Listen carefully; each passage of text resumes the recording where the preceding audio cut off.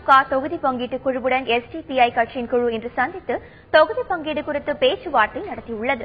சென்னை அண்ணா அறிவாலயத்தில் மு.க.ஸ்டாலின் தலைமையிலான திமுக தொகுதி பங்கீட்டு குழுவை எஸ்டிபிஐ கட்சியின் மாநில தலைவர் தெகலான் பாகவி தலைமையிலான குழு சந்தித்துள்ளது. அப்போது சட்டப்பேரவை தேர்தலில் தங்களது கட்சி போட்டியிட விரும்பும் தொகுதிகளின் எண்ணிக்கை, தொகுதிகள் பெயர்கள் குறித்த பட்டியலை திமுக தொகுதி பங்கீட்டு குழுவிடம் அளித்துள்ளது. எந்தெந்த தொகுதிகள் ஒதுக்கீடு என்பது குறித்து அடுத்த கட்ட பேச்சுவார்த்தையில் தெரியவரும் எனவும் சந்திப்பிற்கு பின் செய்தியாளரிடம் பேசிய எஸ்டிபிஐ மாநில தலைவர் தெகலான் பாகவி தெரிவித்துள்ளார். திராவிட முன்னேற்ற கழகத்தினுடைய குழுவோடு அமர்ந்து தொகுதி உடன்பாடு சம்பந்தமாக நாங்கள் பேசினோம்.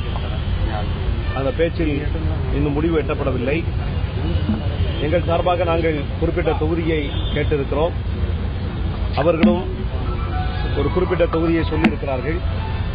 இது சம்பந்தமாக திரும்பவும் பேச்சுவார்த்தைகள் நடக்கும்.